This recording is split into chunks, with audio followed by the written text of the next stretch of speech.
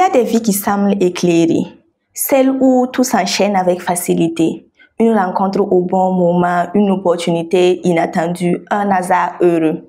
Et puis, il y a ces vies où rien ne paraît simple. Chaque pas est une lutte, chaque espoir un combat. On appelle cela la chance et son opposé la malchance. Mais que cachent vraiment ces mots? Le philosophe Alain disait « La chance, c'est le nom que l'on donne à la réussite des autres ». Alors, la chance est-elle une réalité ou une illusion, créée par nos comparaisons, nos croyances ou nos blessures? Bonsoir chers téléspectateurs et bienvenue dans ce nouveau numéro de votre émission Question d'existence. Ce soir, nous recevons pour vous Monsieur Moussa Yamyuego, professeur de philosophie, pour discuter de ce sujet. Bonsoir Monsieur Yamyuego. Bonsoir et merci de m'avoir invité. Merci d'être parmi nous. Je vous en prie. Alors Monsieur Yamyuego, tout d'abord, nous allons essayer de comprendre le concept de la chance et de la malchance. Est-ce que vous pouvez nous définir philosophiquement parlant ce que c'est que la chance? La chance, il y a une définition qui prime, mais il y a plusieurs définitions parce qu'en philosophie, c'est la pluralité des pensées. Il y a Aristote, par exemple, qui définit la chance comme la cause accidentelle. C'est-à-dire que quelque chose qui advient sans qu'on maîtrise les paramètres ou sans qu'on ait voulu que ça vient. Mais ce qui permet ce qu'on appelle sa chance, c'est le fait que ce qui arrive est bienheureux. C'est bienheureux. Donc en ce moment, on parle de chance. Donc la chance, c'est compris comme la rencontre entre quelque chose qui n'est pas maîtrisé, qui vient accidentellement ou qui n'a pas été voulu forcément avec une prédisposition due au contexte.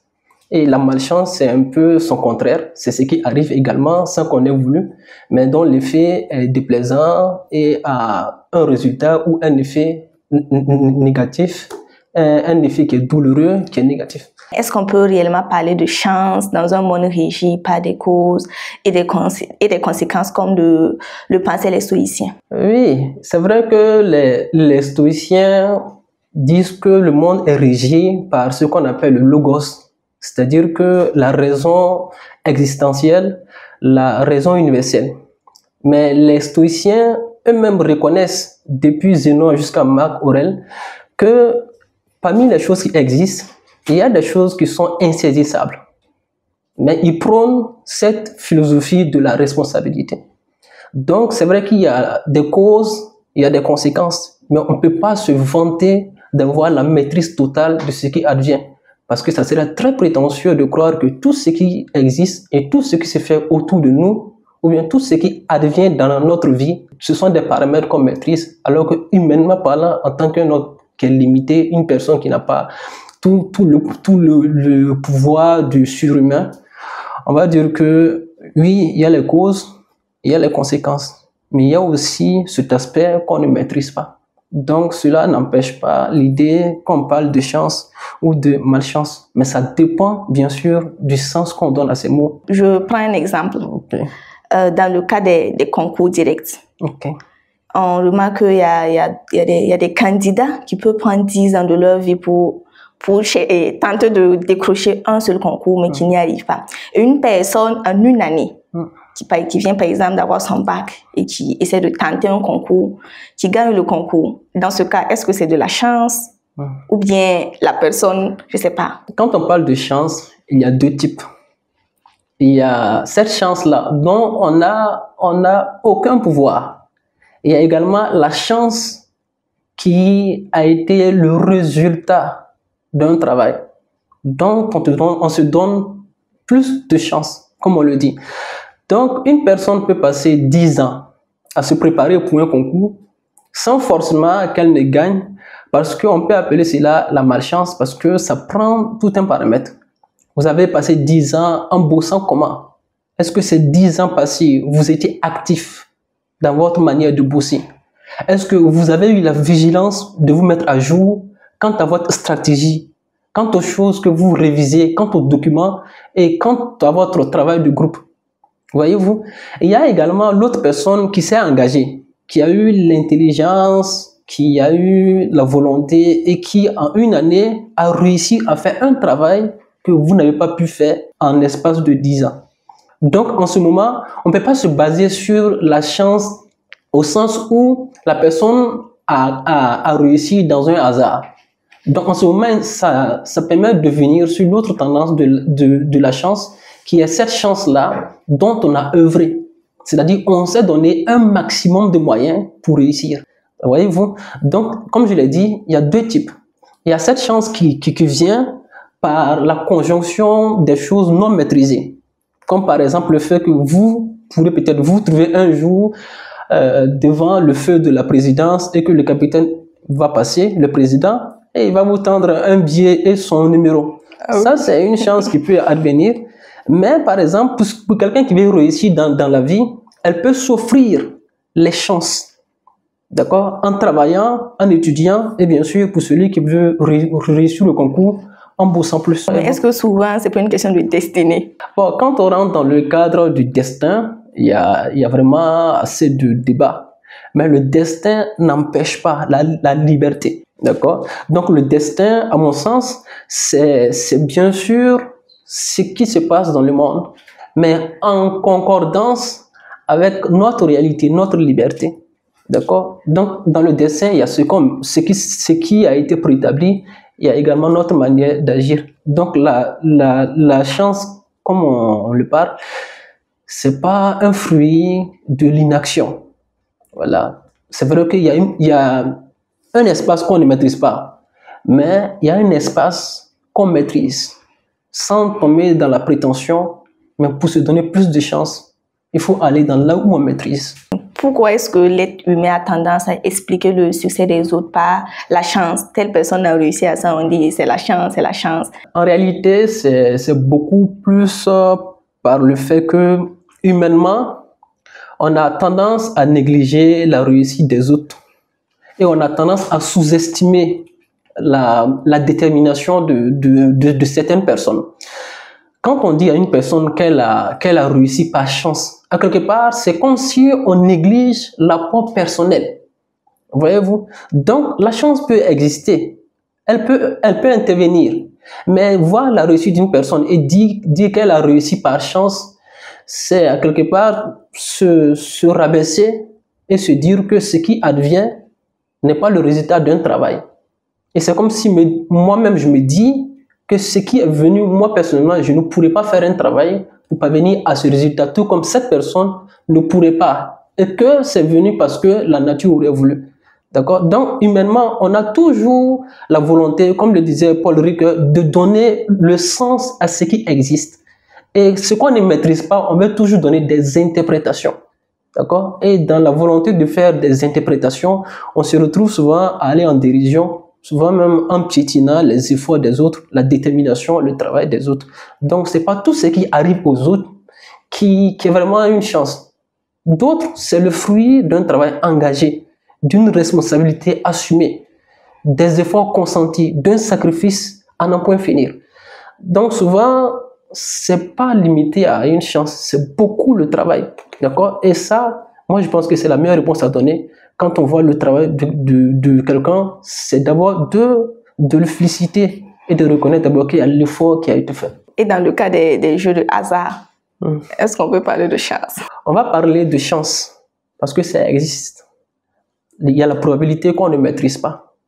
Mais il y a beaucoup, c'est dû au fait également aussi du travail personnel. Par exemple, ceux qui font le jeu d'hasard, ceux qui jouent, la plupart de ceux qui gagnent, c'est ceux qui étudient la tendance. Donc, il y a une partie de chance parce qu'il y a un aspect qu'on ne maîtrise pas. Vous voyez, il y a une probabilité qui est là. Donc, c'est ça, on peut donner le sens de chance. Mais il y a également l'aspect qu'on essaie de deviner, de paramétrer. Il y a une responsabilité également. On va rentrer maintenant dans le cas des croyances et de la culture sur ces deux thèmes-là. Dans nos sociétés africaines, la chance et la malchance sont souvent liées à la bénédiction ou au mauvais sort. Que révèle ce lien entre spiritualité et hasard? Oui, la société africaine, elle a toujours travaillé à concilier ce qui est visible et ce qui est invisible, ce qui est maîtrisé et ce qui n'est pas maîtrisé. En Afrique, on donne du sens à tout. Même si une feuille tombe, on va donner du sens. Même si le soleil s'est levé à l'ouest, à l'est, tout ce qui se passe, on donne du sens. Même si la couleur du fleuve également aussi a changé, on donne du sens. Donc ça fait que le hasard n'existe presque pas en Afrique. Et c'est pourquoi d'ailleurs il y a Cheikh Anta Diop qui va aller dans ce sens-là. D'accord? On a la possibilité et on a toujours la volonté de donner du sens à ce qui existe. Donc quand on parle de chance à la manière africaine, c'est de dire qu'on agit ou bien ce qui arrive est en accord avec la nature ou bien la volonté des ancêtres, des dieux ou de la communauté. Quand on parle de malchance ou bien de la malédiction de la manière des Africains, c'est de dire que ce qui arrive est la réponse du fait que des dieux ou la nature est fâchée contre nous. Ouais. Donc, il y a toujours une réponse qui est donnée parce que de manière africaine, le hasard n'est pas une réponse qu'on doit donner. Il y a toujours un sens. Et Blaise Pascal disait que le hasard ne favorise que les esprits qui savent s'y préparer. Peut-on alors parler d'une chance active que l'homme crée par son attitude? Oui, on peut parler d'une chance active. C'est d'ailleurs ce que j'ai donné comme réponse lors de votre question sur cette personne qui s'est engagée pour le concours.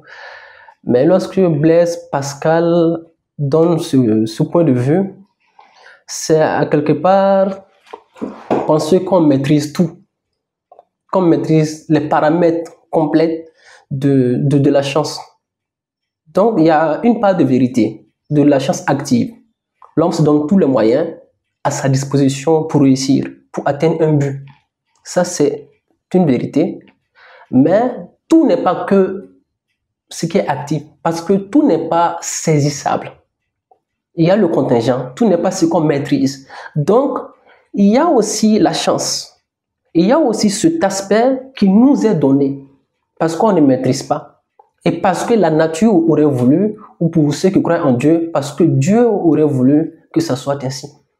Même cette personne qui réussit à atteindre un but, vous allez voir qu'elle existe par exemple dans une localité où qu'elle a eu une chance d'avoir des parents qui l'ont inscrite à l'école, qu'elle a eu la chance d'être dans telle localité. Donc, il y a la partie de la responsabilité, qui est la chance active. Mais cela ne rejette pas l'apport de l'inconnaissable et pour aller en contradiction forcément avec ça. Et je pense que les deux, mis ensemble, sont ce qui permet d'avoir la chance véritable. Donc, lorsqu'on parle de chance, c'est une manière de donner du sens à ce qu'on ne maîtrise pas, si j'ai bien compris. Effectivement, la plupart, c'est comme ça. Parce qu'on dit la chance, telle personne a la chance, parce que telle personne a réussi à atteindre un résultat qu'elle n'a pas forcément eu les moyens de sa politique. Voyez-vous? Donc, c'est comme si, au-delà de ce que vous avez, il y a une force, ou bien il y a quelque chose qui est intervenu pour vous donner ou pour ajouter le surplus à ce que vous avez pour produire un résultat. Et ce quelque chose-là, c'est l'insaisissable. D'accord. Donc, une personne qui voit un sac d'argent, c'est de la chance. Bon, comme on ne maîtrise pas, comme on ne comprend pas. Oui, elle a également la chance. Mais pourquoi certains semblent attirer la chance pendant que d'autres attirent la malchance? Il y a d'autres, leur vie là, rien ne donne. Ouais. Ça, c'est assez complexe à répondre, mais la réponse n'est pas ambivalente dans le sens propre. Vous voyez, il y a des personnes qui ont tendance à avoir la chance parce qu'elles sont les plus aimées de la nature ou de Dieu. Parce qu'il y a une prédisposition. Vous voyez, lorsque vous êtes dans une localité que la politique favorise, que le domaine social favorise, que vous également vous favorisez par votre engagement, vous avez la tendance à réussir. Voyez-vous. Par contre, il y a des personnes qui, elles ont des compétences, mais la politique de la localité ne favorise pas. Ou bien le domaine social, le contexte social ne favorise pas. Ça crée un souci. Et c'est ça, par exemple, qu'on va appeler peut-être la malchance. Mais également, il faut prendre en compte le fait qu'il y a des personnes qui s'apitoient sur leur sort et qui pensent que tout ce qui advient, du fait que c'est négatif, doit les donner comme réponse, il faut abandonner. Et c'est cet abandon-là qui donne une suite logique, une répétition de ce qu'on appelle la malchance. Parce que c'est vrai qu'au départ, ça a été difficile, sauf que vous avez décidé d'abandonner. Donc cette difficulté sera une continuité. Donc vous aurez la tendance à échouer régulièrement. Et l'autre, c'est vrai que cette personne peut avoir un contexte favorable, mais il y a la part de la responsabilité. Donc c'est vrai, vous pouvez avoir une succession d'échecs et de succès, mais de manière interminable, vous avez une part de responsabilité. Parce que même celui qui est né dans un contexte sans 5 francs, sans grain, sans l'eau à boire, cette personne a la possibilité de changer ce contexte-là. Et tout, la nature est ainsi faite que tout n'est pas que négatif ou que positif dans la vie d'une personne. D'accord, mais il y a des gens, dans leur vie, tout est négatif depuis leur naissance jusqu'à oh là là. Il n'y a jamais eu du positif tout le temps. Ce sont des successions de malheurs et de malheurs et tout. Est-ce que dans ce cas-là, on ne peut pas parler de malédiction? On ne peut pas dire que tout est négatif. Et tout est négatif dans la mesure où même la vie, elle est positive. Dans la mesure où on a une famille. C'est vrai que l'humain a toujours la tendance à se focaliser sur ce qui est négatif. Et il oublie tous les bienfaits qu'il a. Voyez? C'est vrai, d'autres peuvent avoir beaucoup de difficultés dans la vie. Et comme je l'ai dit, le monde est régi par une inégalité. Cette inégalité-là n'est pas forcément de là-haut. C'est aussi un contexte social, politique est là. Donc c'est vrai, il peut y avoir des personnes qui ont des vies difficiles. Mais ce n'est pas seulement dans le sens d'une malédiction. Et ce n'est pas la réponse qu'on peut donner. Parce que la réponse qu'on doit donner à quelque chose qu'on veut changer, c'est ce qu'on maîtrise. Donc que la personne cherche la réponse à ces interrogations dans les faits et dans le contexte dont il peut changer. Le contexte social, le contexte politique, l'engagement personnel, la famille et tout ça. Et je pense qu'en faisant ça, beaucoup de choses vont changer. D'accord, vous avez tantôt parlé d'injustice sociale. Est-ce que quand une personne est dans la pauvreté ou bien dans l'opulence, dans ce cas-là, on peut parler de chance ou d'injustice sociale? Il y a beaucoup, les deux peuvent interférer. D'accord? Chance comme injustice sociale, les deux peuvent interférer. Mais ce n'est pas une fatalité. C'est pas parce que vous êtes né dans l'opulence, dans la richesse, que vous avez la chance. C'est pas également parce que vous êtes né dans la pauvreté ou dans un contexte pauvre que vous avez la malchance en continuité. Dans les faits, ça peut être une chance ou une malchance, mais le résultat qui est produit peut être l'inverse. Parce que j'ai connu beaucoup de personnes qui sont nées dans une famille aisée, dans la richesse, et cette richesse a été la cause de leur chute. Donc on ne peut pas dire dans la continuité que ça a été une chance, parce que quelque chose qui vous tire vers le bas est peut-être à la fin une malchance. Il y a également d'autres personnes que j'ai connues qui ont connu des difficultés, et ces difficultés ont été la cause de leur élévation. Elles ont connu des échecs, elles ont connu des difficultés. Et cet ensemble-là a fait naître en eux le leadership, l'engagement, la volonté. Elles ont travaillé, elles se sont relevées. Aujourd'hui, ce sont des personnes qui construisent des empires. Vous allez voir, la plupart de ceux qui sont les plus riches du monde ont connu cette part de difficulté-là. Donc, voyez-vous, on ne part pas sur une base de fatalité. D'accord? Donc, il y a l'aspect chance, malchance, ça reste uniquement dans les faits. Mais même les faits sont discutables parce que dans le prolongement, ce qui peut sembler une chance peut devenir une malchance et inversement. On est toujours dans le cas de la justice de la société. Dans quelle mesure est-ce que la société elle-même crée des chances et des malchances? Est-ce que vous pouvez revenir sur ça? Oui, ça c'est beaucoup important parce qu'au Burkina Faso, c'est quelque chose de vraiment à repenser. Il y a par exemple, on est ici à Ouaga. Je ne pense pas que tous les privilèges qu'ont les Ouagalais, les populations de Djibo ou de Dori ont ce privilège-là. Donc parfois, les politiques, la société intervient par l'inégalité à créer souvent des malchanceux. Celui de Djibo a la malchance parce que lui n'a pas la chance d'avoir des infrastructures modernes dont ceux de Ouaga bénéficient. Voyez? Donc, en tant que responsabilité, nos gouvernants, nos dirigeants doivent penser surtout à cet équilibre-là. Penser à ce que, et penser de sorte à ce qu'on part dans l'égalité et dans l'équité. Voyez-vous? Donc, quand une société ou quand les dirigeants n'agissent pas de sorte à prendre en compte toutes les couches sociales, l'action va produire un résultat. Et ce résultat peut créer des frustrations chez d'autres personnes. Quelles peuvent être les conséquences dans le cas où une personne ramène tout événement de sa vie à la chance ou à la malchance? Tout dans la vie ne peut pas être chance et malchance. Donc, si une personne a cette tendance-là, qu'elle essaye de changer, parce que croire à la chance et à la malchance, de sorte à tout donner, à tout offrir, c'est risquer de tomber dans deux choses. Premièrement, c'est dans l'inaction.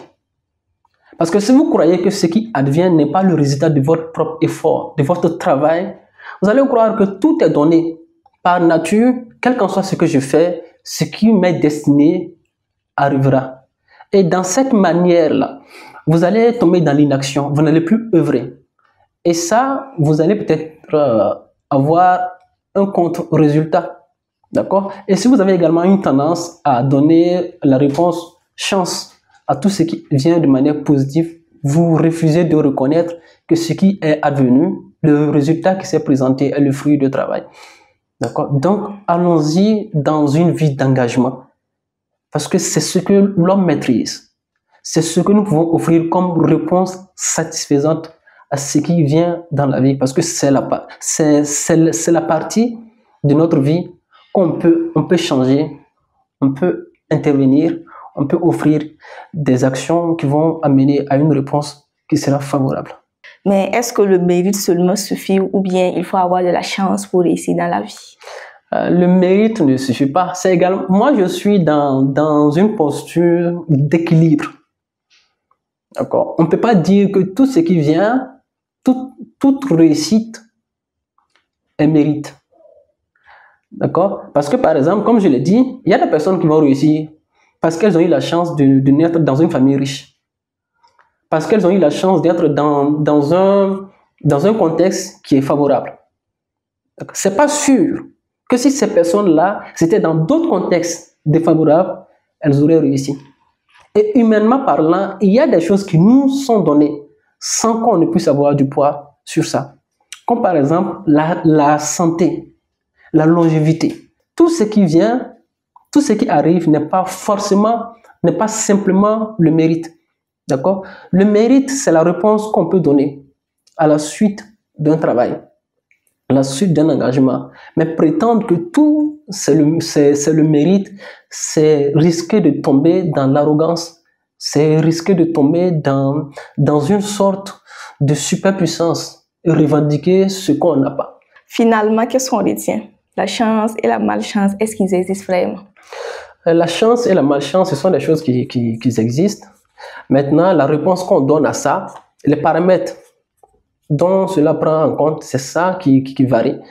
Donc, c'est vrai que la chance existe, mais ce n'est pas la réponse absolue à donner à ce qui advient, à ce qui arrive dans notre vie. La meilleure réponse qu'on peut offrir, et le domaine dans lequel on doit toujours chercher les réponses, c'est dans l'action de l'homme. Qu'est-ce que j'ai fait ou qu'est-ce que je dois faire pour aboutir à tel résultat? Et on tombe dans ce que l'autre appelle la chance active, c'est-à-dire les paramètres, une succession d'efforts qui m'ont permis de parvenir à un résultat. Mais cela ne doit pas aller de sorte à nous rendre arrogants pour qu'on parte dans une sorte de posture qu'on maîtrise tout. Voilà. Donc il y a une marge de ce qu'on maîtrise, une marge de ce qu'on ne maîtrise pas. Et je pense qu'il y a les stoïciens qui ont une meilleure réponse à donner. Comme il y a Épictète qui le dit dans son manuel, parmi les choses qui existent, il y a ce qui dépend de nous et il y a ce qui ne dépend pas de nous. Donc quand on se focalise sur ce qui dépend de nous, on a la possibilité de se créer des chances. Mais il y a également ce qui ne dépend pas de nous et qui nous offre également des chances. On a beaucoup appris.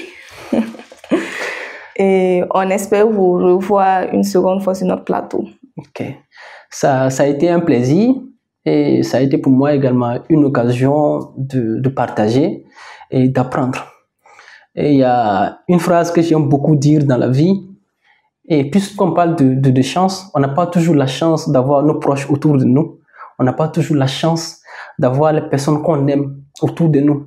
Donc pour celles et ceux qui ont cette chance-là, n'oubliez jamais de dire à ceux que vous aimez que vous les aimez parce que la vie, elle est très fragile. Moi, je conclurai en disant que la chance est peut-être juste une lumière qui se cache dans nos épreuves.